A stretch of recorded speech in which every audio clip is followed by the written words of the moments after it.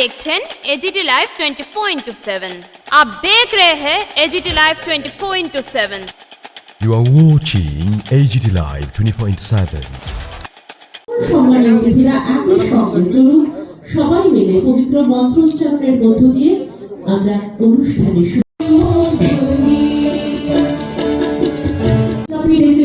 উদয়পুর থেকে ওকে gold medal certificate এবং ক্যাশ প্রাইজ ডিভিডির মাধ্যমে 19,000 টাকা প্রদান করা হচ্ছে। Please put your hands together.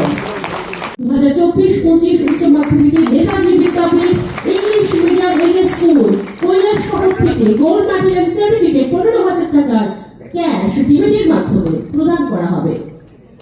এর মধ্য দিয়ে 2,500 টাকা আমরা পেমেন্ট করব ডিভিডির মাধ্যমে। একটা জোরে করতালি সদর থেকে মহারানী সুমতি গার্লস এইচএস স্কুল থেকে মাধ্যমিকে সানিয়া মীর ওনাকে সদর স্কুল থেকে উদয়পুর থেকে একটা জোরে করতালি প্লিজ কোটি হাসপাতালে আপনাদের করতালি উৎসাহ বাড়াবে আমাদের ছাত্রীদেরকে। লিপা আক্তার কোন হচ্ছে প্লিজ কোটি হাসপাতালে। মোহাম্মদ ফতাহ হোসেন পরবর্তী প্রাপক রাজিয়া সুলতান 24 উচ্চ মাধ্যমিকে চুরাইবাড়ি এইচএস স্কুল থেকে ধর্মনগর থেকে গোল্ড মেডেল এন্ড সার্টিফিকেট। আমাদের আজকের প্রাপক আলমিন বেগম 2023-24 এইচএস স্টেজে চুরাইবাড়ি এইচএস স্কুল আমরা প্রদান করব। আমাদের প্রধান অতিথি মহোদয় রাজিয়া সুলতানের পর ইমরানা বেগম 2024-25 উচ্চ মাধ্যমিক হয়েছে এবং কত টাকা ব্যয় হয়েছে সেটা আগামী মার্চের মধ্যে সেটা সম্পূর্ণ আমরা অর্থগুলি আমরা খরচ করতে পারবো। আজকে অর্থ বছরে এই 2025 এবং 26 অর্থ বছরের জন্য ওয়াকফ বোর্ড যা আমাদের ভারত সরকারের একটা পলিসি, এটা নিউ পলিসি অ্যামেন্ডমেন্ট করা হয়েছে, যেগুলি প্রাইভেট প্রপার্টি ছিল বা কেউ বা কারা যেভাবে ওয়াকফ সম্পত্তিকে যেভাবে দখল করে রেখেছিল সেটাকে সরকারি ভাবে সরকারের আওতায় আনার জন্য যে আমাদের ভারত সরকারের একটা পলিসি সেটা অ্যামেন্ডমেন্ট করা হয়েছিল, সেটাকে আমরা আমাদের রাজ্যে যে ওয়াকফ বোর্ড সেটা সম্পত্তিকে রক্ষণাবেক্ষণ এবং বিভিন্ন উন্নয়ন করার জন্য আমাদের বর্তমান অর্থ বছরে আমরা প্রায় 1,20,00,000 টাকা রাখা হয়েছে। গত বছরে ছিল সেটা প্রায় 66 লাখ মতো, এই বছরে আমরা ডাবল করা হয়েছে। তাই এই দপ্তরের মাধ্যমে আমি মাইনরিটি ওয়েলফেয়ার ডিপার্টমেন্টের এজ এ মিনিস্টার হিসাবে আজকে আপনাদের সকলের উপস্থিতিতে আমাদের রাজ্যের মাননীয় মুখ্যমন্ত্রী ওনাকে অসংখ্য ধন্যবাদ জানাই যে আমাদের প্রাইভেট যারা অকুপাই করে রেখেছিল যে ওয়াকফ বোর্ড ওয়াকফ প্রপার্টি সেটাকে আমরা অ্যাজ পার আমাদের সেন্ট্রালের যে পলিসি বা গাইডলাইন অনুযায়ী সেটাকে আমরা সমস্ত অনলাইন সেটা রেজিস্টার করার প্রক্রিয়া সেটা দপ্তর করেছে এবং সবটা করা হয়েছে, সেটা না কিছু বাকি রয়েছে সেটাকেও অন প্রসেসে আমাদের দপ্তর পলিসি নিচ্ছে। তাই সেটাকে আমাদের রক্ষণাবেক্ষণ করার জন্য কবরস্থান থেকে শুরু করে বিভিন্ন আমাদের মসজিদ সেগুলি আমরা উন্নয়ন করার জন্য এই অর্থগুলি সেইখানে ব্যবহার করা হবে এবং সংখ্যালঘু আদিবাসী গ্রামগুলিকে বিভিন্ন উন্নয়নমূলক কাজকর্ম সমাধান করার জন্য প্রায় 5 কোটি এই বর্তমান অর্থ বছরে রাখা হয়েছে, যা আমাদের কেন্দ্র সরকারের প্রধানমন্ত্রীর ওনার যে প্রকল্প পিএমজেবিকে যে আমাদের বর্তমান যতগুলি প্রজেক্ট চলছে সেটা স্টেট শেয়ারের মাধ্যমে সেটা ব্যবহার এবং সম্পন্ন করার জন্য এবং আমাদের আরো নতুন প্রজেক্টের জন্য নতুন প্রজেক্ট আমাদের পিএমজেবিকে যতগুলি আমরা স্যাংশন পাবো তা থেকে আমাদের স্টেট শেয়ার রয়েছে, তার জন্য আমাদের স্টেটের প্রায় 20 কোটি টাকা সেই প্রত্যেক ব্লকে সেই কাজ করা হবে, তার জন্য 20 কোটি টাকা রাখা হয়েছে এবং সংখ্যালঘু শিক্ষার্থীদের প্রি মেট্রিক এবং পোস্ট মেট্রিক ছাত্রছাত্রীদের তাদের স্কলারশিপ প্রদান করার জন্য এই অর্থ বছরে প্রায় 9,35,00,000 টাকা আমরা বাজেটে রাখা হয়েছে এবং সেটাও আমাদের সেই স্কলারশিপ প্রদানের কাজ সেটাও চলছে এবং আগামী দিনে সেটা সম্পূর্ণ হবে। 2025-26 অর্থ বছরে যা আমাদের আগরতলা একটা হায়ার এডুকেশনের জন্য আমাদের একটা ছাত্রাবাস রয়েছে, হোস্টেল রয়েছে, যারা কলেজ যারা স্টুডেন্ট আছেন বিভিন্ন প্রান্ত থেকে, বিভিন্ন আমাদের জেলা থেকে, মহকুমা থেকে, যারা বেসিক্যালি আমাদের রাজ্যের ক্যাপিটালের মধ্যে থেকে যারা বিভিন্ন কলেজে পড়াশোনা করার জন্য তারা আগরতলাতে আছেন, কেউ ভাড়া থাকে, কেউ আত্মীয় বাড়িতে থাকে, কেউ বিভিন্ন জায়গাতে থাকে, তাদের সুবিধার্থে বর্তমান আমাদের হোস্টেল রয়েছে এবং সেটাকে আরো এক্সটেনশন করার জন্য, আরো সিট বাড়ানোর জন্য আমরা বর্তমানে প্রায় 85% ওয়ার্ক অলরেডি মোটামুটি কমপ্লিট। আগামী দিনে সেটাও আমাদের উদ্বোধন হবে, প্রায় 50টা সিট সেটা বাড়ানো হবে, সেটাও 2 তলা হোস্টেলের বিল্ডিং, সেটাও কাজ চলছে আমাদের আগরতলা মেলার মাঠের পাশে। তার জন্য আমাদের এই পর্যায়ে আমরা রাজ্যের মাননীয় মুখ্যমন্ত্রীর সঙ্গে কথা বলে, ফাইন্যান্স ডিপার্টমেন্টের সঙ্গে আমরা কথা বলে, আমরা স্টেটে যে আমাদের যে ফান্ড রয়েছে সেখান থেকে আমরা স্পেশাল অ্যাসিস্ট্যান্ট হিসাবে সেটাকে আমরা রাজ্যের অর্থমন্ত্রীর সঙ্গে কথা বলে সেটাকেও আমরা নিয়েছি এবং সেই কাজ সম্পূর্ণ করার জন্য প্রায় 3,51,00,000 টাকা সেটা ব্যয় হবে সম্পন্ন করার জন্য এবং সেটাকেও আমরা পেয়েছি এবং কাজ প্রায় 85% মোটামুটি এগিয়ে যাচ্ছে। এবং আর একটা বিষয় আমরা আমাদের এই বছরে আমরা সেটা বাজেটে রাখা হয়েছে। গত কয়েক বছর ধরে সেটা গ্যাপিং হয়েছিল, আগে বোধহয় সেই প্রকল্প চালু ছিলেন কিন্তু বিভিন্ন কারণে বোধহয় এই প্রকল্প বন্ধ হয়ে গেছে। সেটাকে আমার নজরে আসার সঙ্গে সঙ্গে আমি সেটাকে আবার ইমপ্লিমেন্টিং করার জন্য সেটা আমরা বাজেটে রাখা হয়েছে। যে আমাদের সেক্রেটারি সাহেব বলার চেষ্টা করেছে, যারা স্মল বিজনেস যারা করে, স্মল ব্যবসা মানে ছোটখাটো যারা ব্যবসা করে থাকেন তাদেরকে আমরা দপ্তরের মাধ্যমে আর্থিক সাহায্য দেওয়ার জন্য প্রায় 1500 বেনিফিশিয়ারিকে আমরা বেনিফিট দেওয়ার জন্য পার বেনিফিশিয়ারি 10,000 করে, সেটা সাবসিডি হিসাবে, সেটা আর রিটার্ন করার প্রয়োজন নেই। সেই প্রকল্প আমরা রেখেছি এবং সেই প্রকল্পের নামটাও আমরা রাজ্যে আমাদের ক্যাবিনেটের মাধ্যমে সেটা আমরা স্কিম তৈরি করেছি। যে আমাদের মাননীয় মুখ্যমন্ত্রী সংখ্যালঘু আমাদের উন্নয়ন প্রকল্প সেরকম ভাবে আমাদের স্কিম রাখা হয়েছে। Chief minister minority community development সেটা রাখা হয়েছে। সেটার কাজও মোটামুটি শেষের পথে। আগামী ফেব্রুয়ারি মাস থেকে সেটা আমরা প্রত্যেক বেনিফিশিয়ারি, আমরা প্রত্যেক ব্লক ওয়াইজ বেনিফিশিয়ারি লিস্ট আমরা কালেকশন করব, তারপরে আমরা বেনিফিশিয়ারির অ্যাকাউন্টে ডাইরেক্টলি আমাদের ট্রানজাকশন করে তাদেরকে আমরা অর্থ প্রদান এবং আর্থিক সাহায্য সেটা দেওয়ার জন্য সেটা কাজ মোটামুটি শেষের পথে। আজকে আমরা এই বছরে আমাদের পবিত্র হজ যাত্রা, যারা বিভিন্ন আমাদের মুসলিম সম্প্রদায়ের মধ্যে যারা রয়েছেন, সেটা আমাদের ধর্মের একটা রীতিনীতি রয়েছে যে প্রত্যেক বছর আমাদের হজ যাত্রা হয়। এই হজ যাত্রার জন্য আমাদের বর্তমানে আমাদের রাজ্যের বাজেটে সেটা আমরা রাখা হয়েছে প্রায় 60 লাখ। সেই 60 লাখ আমাদের হজ ভবনে এবং হজ যাত্রী যারা আছেন তাদেরকে সেটা প্রদান করা হবে এবং সেই টাকাগুলি অর্থ ব্যয় করা হবে। আরেকটা বিষয় আমরা জানি যে আমাদের মাইনরিটি কর্পোরেশন আমাদের রাজ্যের মধ্যে ছিল এবং রয়েছে, আগামী দিনেও থাকবে। কারণটা হচ্ছে কেন, যে আমাদের যারা বিভিন্ন স্টুডেন্টসরা যে নিজস্ব যারা ইকোনমিক যারা উইক যারা ফ্যামিলি রয়েছে তাদেরকে আমরা ট্রাইবাল ওয়েলফেয়ার ডিপার্টমেন্টেও কর্পোরেশন রয়েছে, ওবিসি ওয়েলফেয়ার ডিপার্টমেন্টেও কর্পোরেশন রয়েছে এবং মাইনরিটি ওয়েলফেয়ার ডিপার্টমেন্টেও কর্পোরেশন রয়েছে, এসসি ওয়েলফেয়ার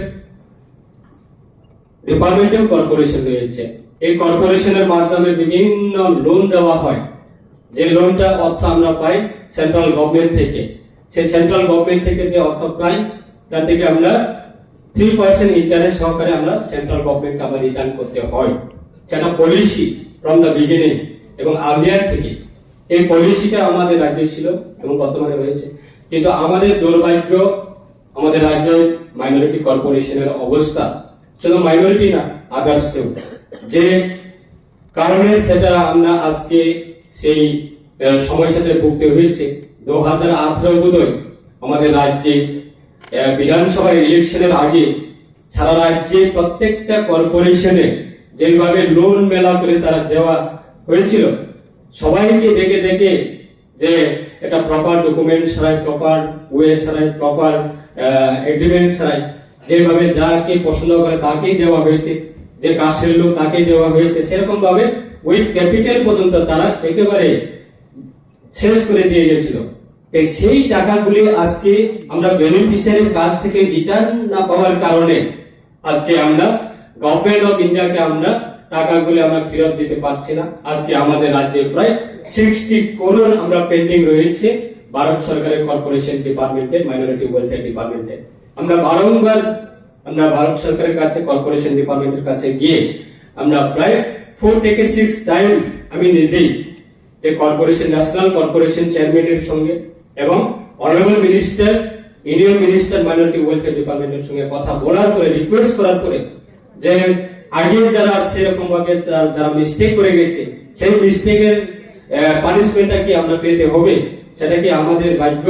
আমরা সেই কথাগুলি বলার পরে আজকে রিসেন্টলি কাজ করছেন এবং আমাকে বলছিলেন যে 2017-তে অর্থাৎ 2018-তে আমাদের সরকার এসেছিল, এর আগে তাড়াতাড়ি ডিসবার্স করে দিয়েছে। একটা রুলস রেগুলেশন তো আছে, আমার কাছে টাকা আছে এর অর্থ এই না যে তাড়াতাড়ি এই যে এগুলো দিয়ে দাও। নিয়ম আছে, পয়সা যখন দেবে সেগুলো তো ফেরত দিতে হবে, আদারওয়াইজ তো এমপি হবে। এখন খুঁজে পাওয়া যায় না, শুধু এদের ডিপার্টমেন্ট না, আমি বিভিন্ন পিএসইউকে নিয়ে যখন বসি সর্বত্র মানে কোটি কোটি টাকা এইভাবে লোন দিয়েছে মামা, ভাগনা, ভাতিজা, এসব বলে লাভ নেই, এগুলো কি বলবো কি। তো এগুলোর এখন পয়সা ফেরত আসছে না, ইউসি দেওয়া যাচ্ছে না, দিল্লিতে আমার বারবার যেতে হয়। কালকেও আমাকে ওবিসির যিনি মিনিস্টার মহোদয় আছেন আমাকে বারবার বলছেন আমাদের এত প্রায় 60-65 কোটি টাকা আমরা পাবো, আমরা দেয় না। মিনিস্টার দেখা করতে পারছি না। আমি তারপর ওনার সাথে দেখা হয়েছিল আমার একটা প্রোগ্রামে, আমি বললাম যে আরে আমার মিনিস্টার মহোদয় ঘুরছে আপনার সাথে দেখা করতে। পরের দিন কালকেই ওনাকে দিলেন দেখা করে, কালকে এসে আমাকে বললেন যে এই বিষয়ে কথা হয়েছে। তো সাংঘাতিকভাবে বিভিন্নভাবে তৎকালীন সরকার, ইভেন আজকেও আমার আসার আগে আমার যিনি আমাদের আইন দপ্তরের সাথে যুক্ত আছেন তাদের সাথে আমি বসেছি, এত সব ঝামেলা রেখে গেছে যে বলারা যায় না এগুলো। এবং এই কেসগুলো আমরা হারছি আজকে, আমাদের জন্য একটা বিরাট ফাইন্যান্সিয়াল বার্ডেন হচ্ছে এখন এই কেসগুলো। কারণ হাইকোর্টের মধ্যে তো এইগুলো দেখবে না কে করেছে না করেছে, সরকার করেছে। আর এগুলোর হেডেক আমাদের। আপনার বিভিন্নভাবে আপনারা দেখেছেন চাকরিগুলো দিয়েছে, উল্টোভাবে চাকরি দিয়েছে বিভিন্ন জায়গায়, যে বিভিন্ন পন্থায় দেওয়া হয়েছে সেগুলো আমাদের ভুগতে হচ্ছে আজকে।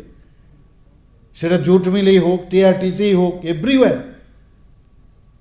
তো সেই সব জায়গার মধ্যে এর মধ্যে আমাদের সরকারকে আমরা যেভাবে ये न्यूज कंटेंट देखने के लिए शुक्रिया।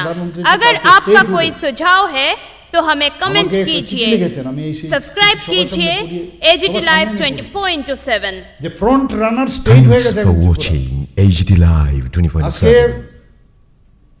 মানে জিএসডিপি কথা যদি বলি, ত্রিপুরা আজকে নর্থ ইস্টার্ন জোনের মধ্যে সেকেন্ড হাইয়েস্ট।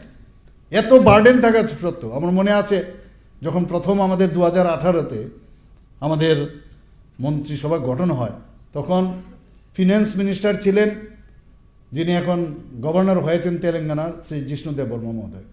উনি বলছেন যে 13,000 কোটি টাকা ওরা লোন রেখে গেছে আমাদের উপরে, এবং স্বর্ণযুগ বলেছেন। কিন্তু স্বর্ণ আর উনি বলছিলেন ওনার ভাষণে যে স্বর্ণ আর খুঁজে পাই না, কি পেলাম যে 13,000 কোটি টাকার লোন। তো এই হচ্ছে অবস্থা। আর কি মানে এমন সব কাজ করে গেছেন যে আমাদের সেগুলো মাথায় রেখে, আর মানুষ তো এগুলো বুঝবে না, মানুষ তো চায় আমার রিলিফ, আমার কাজ চাই। কিন্তু এই প্রবলেম নিয়েও আমরা কাজ চলছি কিভাবে, মানে আমরা সবসময় যেটা আমি বারবার বলছি যে এই সরকার, আগে আমি দেখেছি সরকার সেগুলো মানে প্রবলেম ক্রিয়েট করার সরকার ছিল, আর আমরা প্রবলেম সমাধানের সরকার।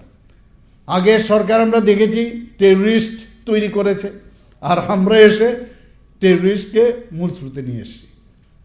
এই যে বিষয়গুলো বুঝতে হবে। তো আমি যে কথাটা বলার চেষ্টা করছিলাম যে গতানুগতিকভাবে যেভাবে সংখ্যালঘু সম্প্রদায়ের, আমি বিশেষ এক্স্যাক্টলি কাউকে বলবো না, কিন্তু আপনারাও বুঝতে পারছেন জীবনযাত্রা এইভাবে চলবে না। জীবনযাত্রার পরিবর্তন করতে হবে। ছেলে মেয়েদের কাছে আপনারা তাদের কাছে কিন্তু জবাবদেহি আপনারা করতে হবে। আজকে দেশকে যদি শক্তিশালী করতে হয় তাহলে আমার ছেলে মেয়েদেরকেও নৈতিকতার দিক দিয়ে তাদেরকে ট্রেনিং দিতে হবে।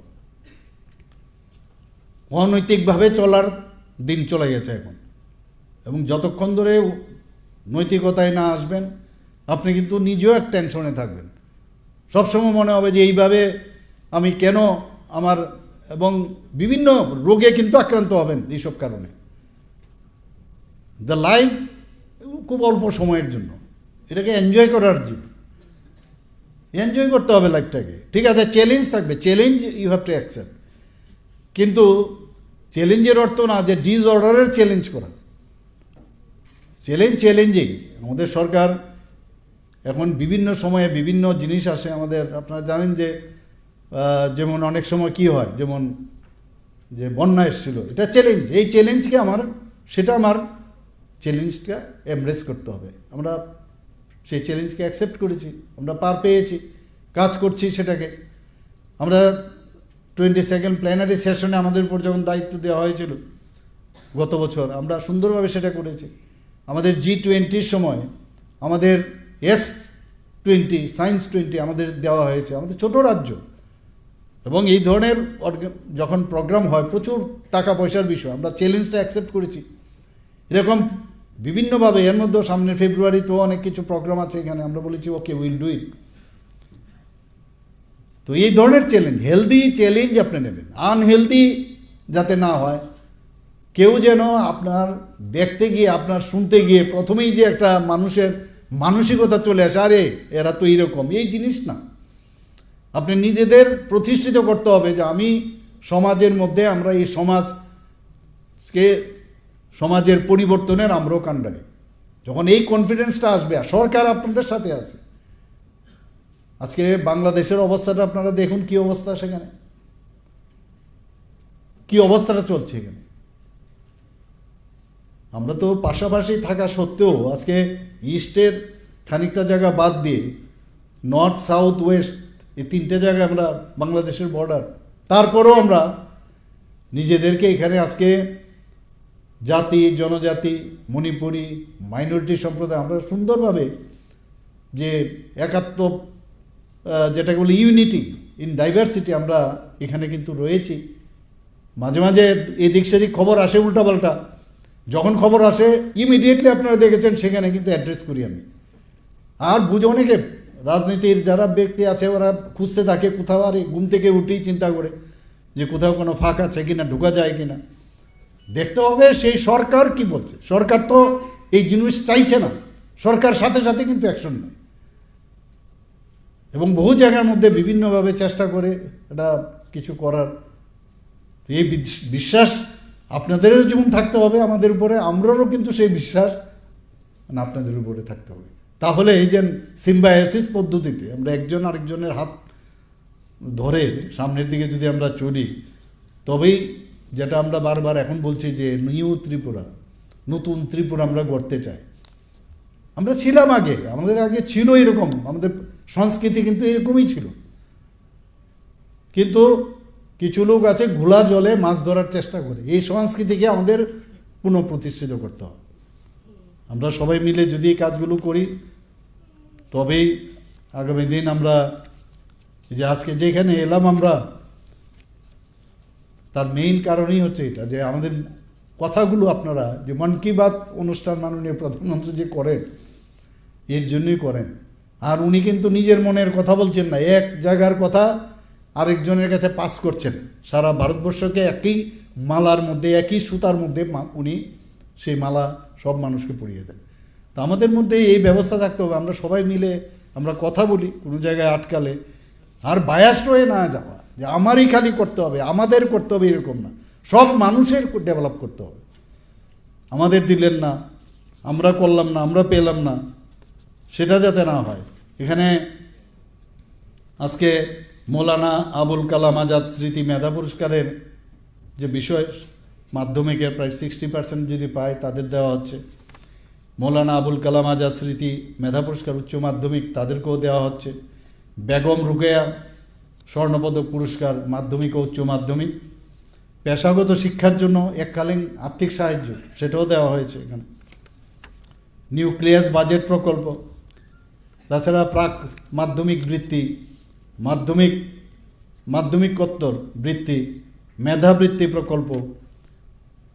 আরেকটা যে বিষয় প্রধানমন্ত্রী জনবিকাশ কার্যক্রম, ভেরি ইম্পর্টেন্ট সেটা, এবং সেটা 2018-19 থেকে যে মাল্টি সেক্টরাল ডেভেলপমেন্ট প্রোগ্রামে আগে ছিল সেই নামটা পরিবর্তন করে এবার প্রধানমন্ত্রী জনবিকাশ কার্যক্রম এইভাবে নামটা দেওয়া হয়েছে। এবং এতে করে 90:10 আমাদের ত্রিপুরা সরকারের কিন্তু এর মধ্যে 10% আমাদের দিতে হয়, 90% গভর্নমেন্ট অফ ইন্ডিয়া দেয়।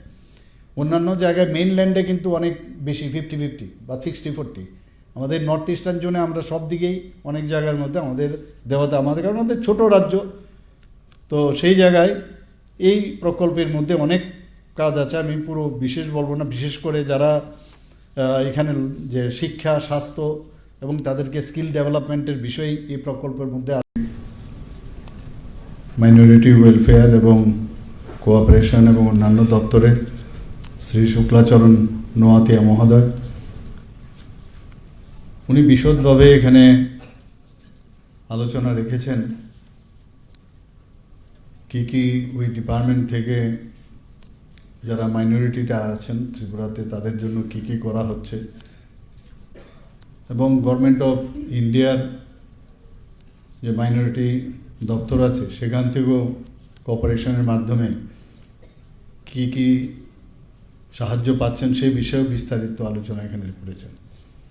আমাদের মাঝে উপস্থিত আছেন স্পেশাল গেস্ট তোফাজ্জল হোসেন মহোদয়, যিনি আমাদের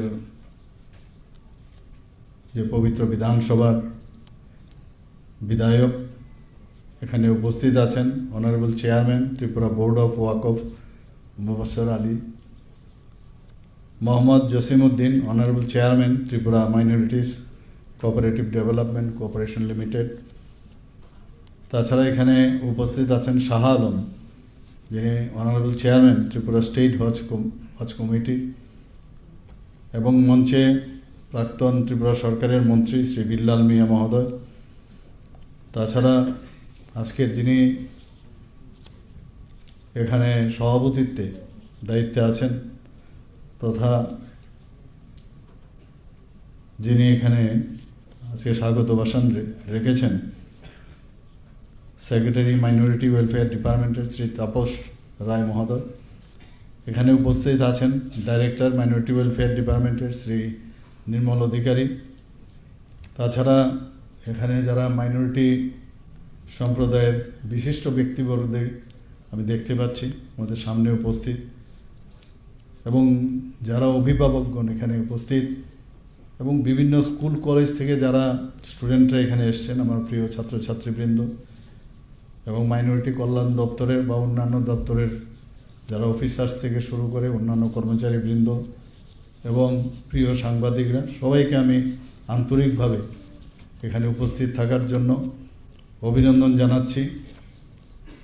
এবং একটু আগে আমাকে বলা হলো প্রায় 2-3 বছর ধরে এই প্রোগ্রাম যে কোনো কারণেই হোক সেটা সম্ভব হয়ে ওঠেনি।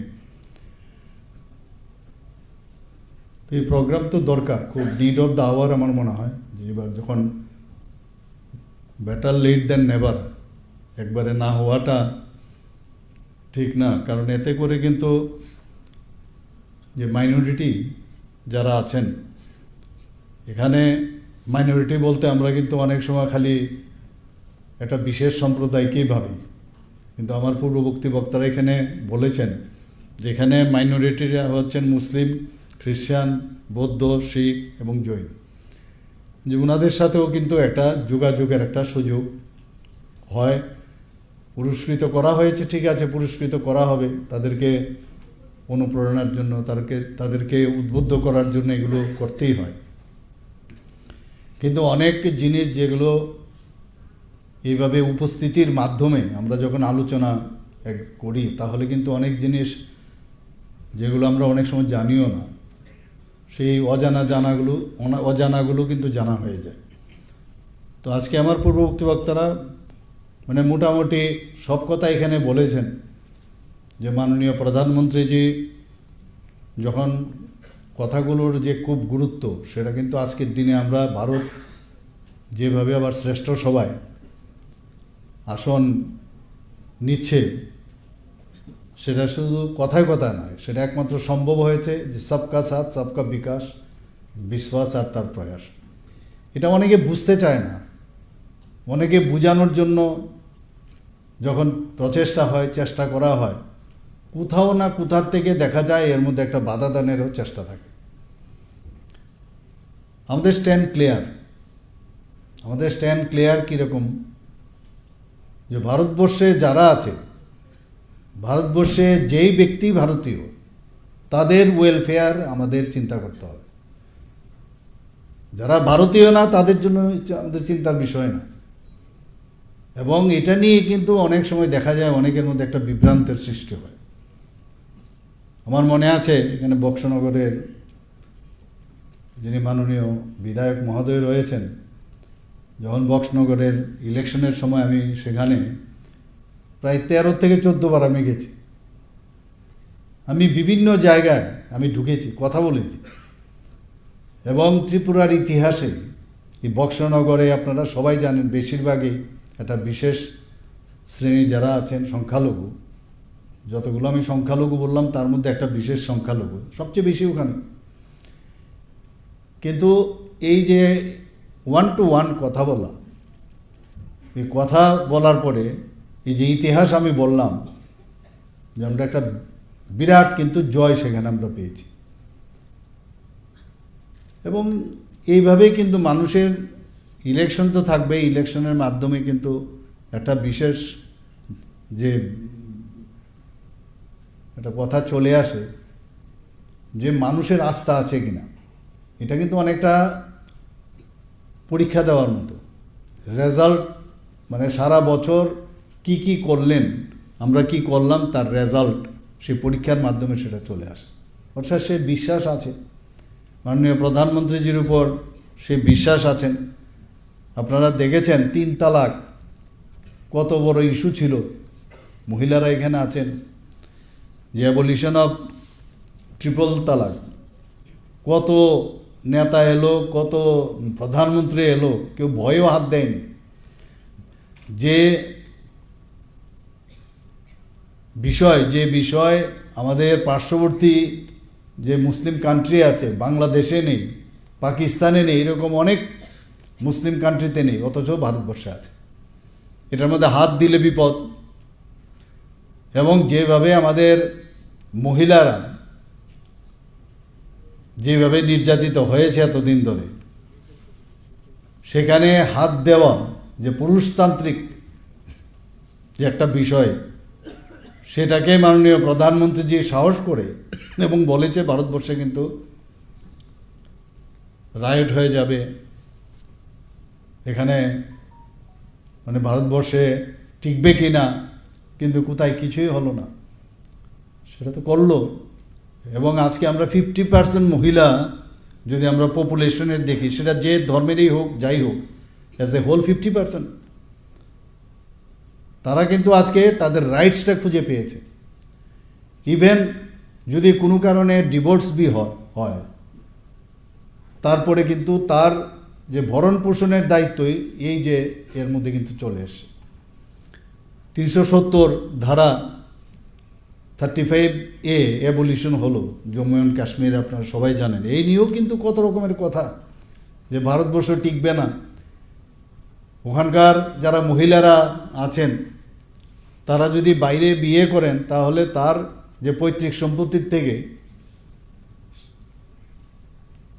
সে তার যে রাইট সেটা হারাবে। কিন্তু কোথায়, কিছুই হয়নি, অ্যাবলিশন তো হলো। তো সত্যের পথে যদি আমরা চলি, সত্য কথা যদি আর স্পষ্টতার সাথে যদি কথা বলি, আমরা দেখেছি এইগুলো কিন্তু আলটিমেটলি প্রথম একটু সমস্যা হয়, অনেকের এটা কনফিউশন থাকে, কিন্তু সেগুলো কিন্তু আলটিমেটলি মানুষ বুঝে। আর মাননীয় প্রধানমন্ত্রী যে এমন কাজ করেও না, যে কাজগুলো এন্টি পিপল, প্রো পিপল, সে যে সম্প্রদায়েরই হোক, সেই সম্প্রদায়ের জন্যই কাজটা করে। আজকে আপনারা ভাবুন, যারা এই মহিলারা আছে কত আশীর্বাদ করবে মাননীয় প্রধানমন্ত্রীজি। এটা বিশাল একটা বিষয় যে যেভাবে ওনাদেরকে প্রোটেক্ট করেছে মাননীয় প্রধানমন্ত্রীজি। এটা সোশিয়াল যেটা চেঞ্জ, এটা রিফর্ম, স্বাধীনতার পরে কেউ একটা সাহসই করেনি, সেটা আজকে হওয়ার সুবিধা। আজকে কিন্তু তার যে মুসলিম উইমেন যে protection of rights on marriage act 2019, একটা বিরাট বিষয়, যেটা আমি বলবো যে এটা আনকনস্টিটিউশনাল, এটা মধ্যে আছে। এবং শুধু তাই নয়, যে টোটাল বাজেট যে টাকাটা দেওয়া হয় 33 to 40% মানে পার্সেন্ট নারী এবং কন্যা শিশুদের জন্য সেই ব্যবস্থা। বাকি ইন জেনারেল আজকে দেখুন, শুধু মাইনরিটির জন্য আলাদা কিছু হয় না।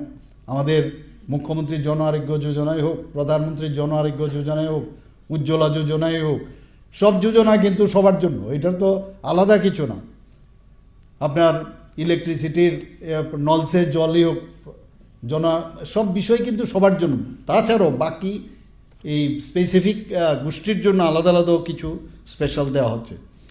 এবং এখানে কম্পিউটার ল্যাব, বিদ্যালয় ভবন, ছাত্রছাত্রী ছাত্রাবাস, স্বাস্থ্য উপকেন্দ্র, প্রাথমিক স্বাস্থ্য কেন্দ্র, এগুলো এই প্রকল্পের মধ্যে কিন্তু চলে আসে। যদিও এখানে অ্যামাউন্টটা বলা হয়েছে প্রায় 31 প্রকল্প, এখানে ভারত সরকার সংখ্যালঘু বিষয়ক মন্ত্রক সেটা অলরেডি অনুমোদন দিয়েছে এবং 3,220.60 লক্ষ টাকা এই প্রকল্পের অনুমোদন হয়েছে।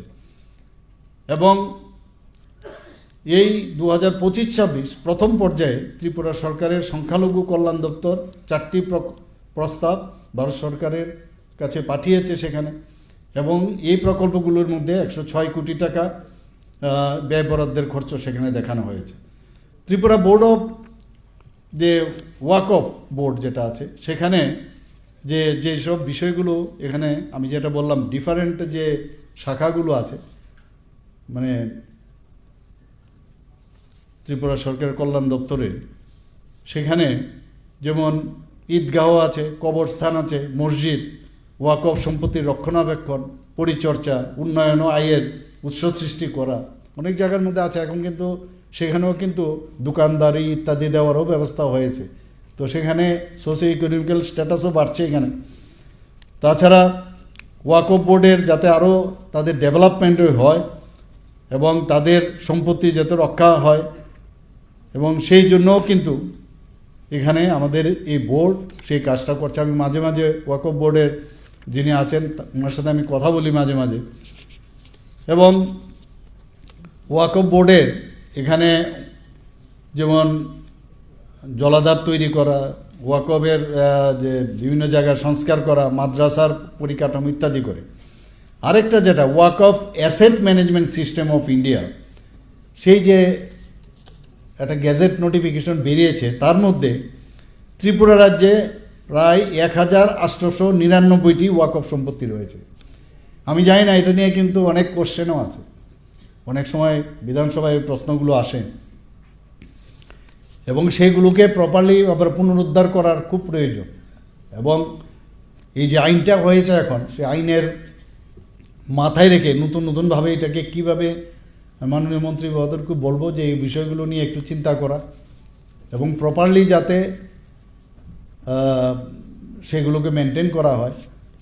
আর এখানে মাননীয় বিধায়ক খুব ভালো কথা বলেছেন যে শিক্ষা যতক্ষণ ধরে না থাকবে তাহলে কিন্তু এই অজ্ঞতাই থাকবে, আর জ্ঞান পাওয়ার এই যে গতানুগতিক, বললাম তো গতানুগতিক শিক্ষা কিচ্ছু হবে না। আবার বলছে এটা, আমি ওনাকে ধন্যবাদ দেব যে উনি যে এটা বলার চেষ্টা করেছেন। এবং আগামী দিনে আমার ছেলে মেয়ে ডাক্তার, ইঞ্জিনিয়ার, আজকে পাইলট হবে, আমার মেয়ে ট্রেন চালকের ভূমিকা নেবে, বিভিন্ন খেলাধুলাতে উন্নতি করবে।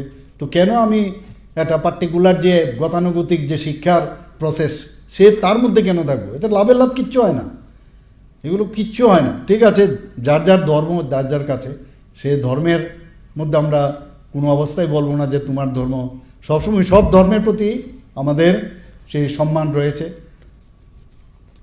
কিন্তু পড়াশোনার ক্ষেত্রে যতক্ষণ ধরে আজকে আপনার কম্পিটিশন এআই চলে এসছে, এখন ডিজিটাল, ফরগেট অ্যাবাউট ডিজিটাল, এখন তো আপনার এআই চলে এসছে এখানে। তো এআই এর আপনার ছেলে মেয়েকে যদি না পড়ান, আগামী দিন তো ও বসে থাকবে, ও তো আর ওই সব পড়াশোনা যেটা করান সেই পড়াশোনা দিয়ে তো সে সামনের দিকে প্রতিষ্ঠিত করতে পারবে না। তো সেইগুলো আমার মনে হয় চিন্তা করা উচিত। ত্রিপুরা রাজ্য হজ কমিটিও এখানে স্ক্রিনও এখানে দেখানো হয়েছে যে হজ কমিটি অফ ইন্ডিয়ার নির্দেশ অনুসারে ওনারা কাজ করে থাকেন, পাসপোর্ট, ভিসা ইত্যাদি সাহায্য করা, অনলাইন আবেদন যাতে পূরণ করে সেই দিকেও তাদের সাহায্য করা হয়, প্রশিক্ষণও দেওয়া হয় যখন হজ যাত্রার আগে, এবং প্রয়োজনীয় প্রতিষেধক টিকা ইত্যাদি বাইরে গেলে দিতে হয় এগুলো। এখানে তাদের থাকা ও খাওয়ার ব্যবস্থা, এই আমাদের যে হজ ভবন আছে সেখানে তাদের ব্যবস্থা রাখা হয়েছে। আগরতলা বিমানবন্দর থেকে তারা কলকাতায় যাওয়া, ইন্টারন্যাশনাল যে এয়ারপোর্ট আছে, আবার সেখান থেকে নিউ টাউনেও হজ হাউস আছে, আবার বাইসা বার্সা তাদেরকে ফিরিয়ে নিয়ে আসা। এখানে মাঝে মাঝে আমার কাছে ফাইলও আসে, অনেক সময় আমার সাইন করতে হয়। কি বিষয়?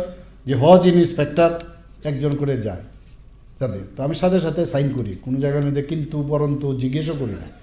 খালি একবার প্রথম যখন জিজ্ঞেস করেছিলাম যে কী বিষয়টা স্টেট হজ ইন্সপেক্টর, কারণ উনি তাদেরকে হেল্প করেন ওনাদের যাওয়ার ক্ষেত্রে এবং উনি নিজেও সেখানে যান। তো সেইভাবে দেখা গেছে বিগত 5 বছরে রাজ্যে মোট 413 জন হজযাত্রী এখন পর্যন্ত ভ্রমণ করেছেন। এখানে ত্রিপুরা সংখ্যালঘু সমবায় উন্নয়ন নিগম, যেটা Tripura minorities cooperative development cooperative limited, সেখানেও কিন্তু ওনারা বিভিন্ন কিস্তিতে খুব অল্প পয়সায় ইয়েতে সুদে কিন্তু তাদের ফিনান্সিয়ালি হেল্প করেন, এবং বিভিন্ন টার্ম লোন রয়েছে, যেমন 6% আছে, ক্রেডিট লাইন 1, এবং 5 বছরের মধ্যে সেটা পরিশোধ করতে হয়। এডুকেশনে কেউ যদি যেতে হয় সেখানেও সুদের হার মাত্র 3%, ব্যাংকের থেকে নিলে আরও অনেক বেশি লাগে। সো 3% সেখানেও সেটাকে ফিরিয়ে দেওয়ার যেটা সময় 5 বছর। 2021-22 থেকে 2024 পর্যন্ত এখন পর্যন্ত প্রায় 34 জন পেয়েছে, এবং ঋণের পরিমাণ হচ্ছে প্রায় 11,22 লক্ষ টাকার উপরে। এইভাবে আমি বলছি না যে এইখানেই শুধু আমরা করেছি এতে আত্মতৃপ্তিতে আমরা থাকবো যে আমরা অনেক কিছু করছি, সেরকম না।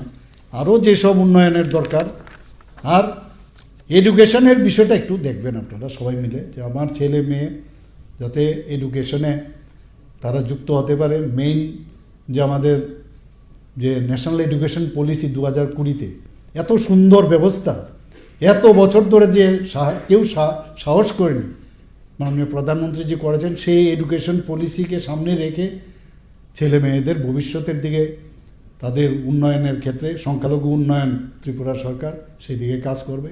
সবাইকে এখানে আমার কথাগুলো শোনার জন্য, আমাদের কথাগুলো শোনার জন্য সবাইকে আমি হার্দিক অভিনন্দন, শুভেচ্ছা জানাচ্ছি, এবং বিশেষ করে যারা পুরস্কৃত হয়েছে, যারা নাও ये পেয়েছেন न्यूज তাদেরকে আমি कंटेंट देखने के ধন্যবাদ लिए জানাচ্ছি। शुक्रिया। এবং আমরা अगर সবাই आपका कोई একসাথে सुझाव মিলে है तो हमें যে- कमेंट যে कीजिए, unity in सब्सक्राइब diversity, कीजिए যে AGT এক Live ত্রিপুরা নতুন 24/7। সেই আবেদন রেখে Thanks কথা for বলা শেষ watching করছি।